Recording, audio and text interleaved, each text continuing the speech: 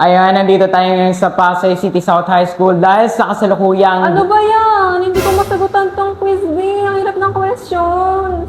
Nangistorbo ka ba ng sasalita? Ika-cover ka ba? Obvious ba? Kasi naman eh, ang hirap naman itong questions eh. Nag-review ka ba? Hindi, pero... Gusto panalo? Review ayaw gusto? Aray ko! Talaga ka idol ah!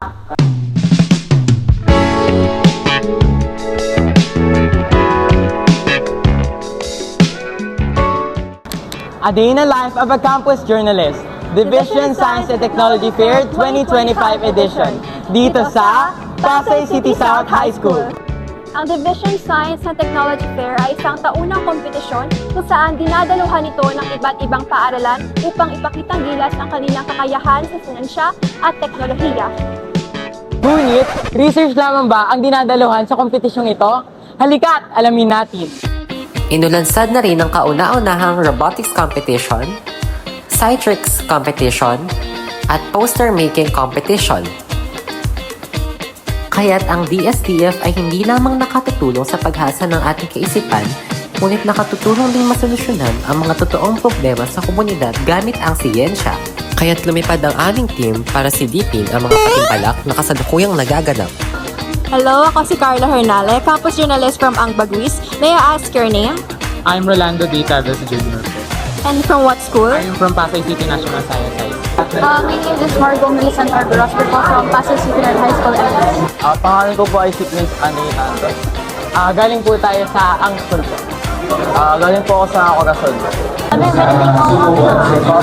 Galing po tayo sa Ang Paaralan po. Alam mo, PBEN, PPAS po. Ganito tayo ka sa elementary school. My first question is, anong title na research? Our research is entitled In Silico and in Ovo Ductic Evaluation of the Anti-Angiogenic Potential of Lanzones Fruit Technology. So our study is mainly focusing on providing an alternative cancer solution, not only to those who have a high marginalized, but to all people. So our solution is aiming to provide a solution that is easy to translate into practical. Pwede ka magbigay ng brief idea tungkol sa Citrix mo? So, Citrix mo, it's all about thermodynamics. Specifically, pinapakita niyo po how the heat affects the air pressure and the volume. Sa paggawa niyo po ng robot or sa pagsali niyo po ng robotics, ano po yung pinaka-challenges niyo sa paggawa ng robots? Especially, mahirap ang paggawa ng robot po. Yung para sa akin yung mas challenging is yung pagpo-program dahil once na nagkamali ka sa sa isang part is lahat na magkakaguluhan. Sa paggawa niyo po ng robot po, sa tingin niyo po, paano po siya makakatulong po sa ating mga tao po? Sa tingin mo lang po. Ano po? Parang, example, may mga disabled, hindi makalakad. Tapos, mayroon po, maaari po silang gumawa ng robot na nakakapagkuha ng isang bagay. Ganun po. Yes. Thank you. So, ano yung nakaka-excite na experience sa pagsala sa DSTF? Of course, ang pinaka-exciting experience sa DSTF ay yung makikita mo yung ibang project with the innovation. But of course, at the end of the day, this is a contest, so talagang may nananalo. But we are aiming our best with my team to win, to snatch any place on this year's show. Ano sa tingin mo yung pinaka-exciting part sa pagsala sa DSTF? DSTF, exciting part, siguro yung pag-perform beyond yung first time yung mag-alis sa science fair. So yun, I'm looking forward sa kung ano yung mangyayari mamaya performance. Sa tingin mo po, paano mo mai-improve yung paggawa niyo po ng robotics po or ng robot po?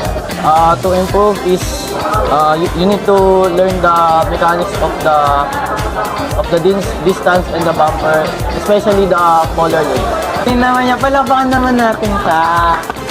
Ayan, so for the follow-up questions, kamusta naman yung mga kasama mo?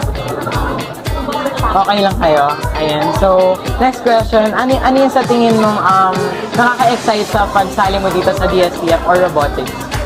Yung ibang robot po, kung paano sila na-code or like na-i-build. Yun lang, maraming salamat po. So, thank you so much for your time, Gersha. So ayun, thank you so much. They have talent sa Yes Galing. Uy, nandito ako. Saan ka ba nakatingin? Over naman sa reaction paper. At natunghayan nga natin ang nagsisigalingang mga kalahok mula sa iba't ibang paaralan. At dyan nagtatapos ang edisyong ito. Bueno, patuloy sa pagkalpas, aabutin ang malayang bukas.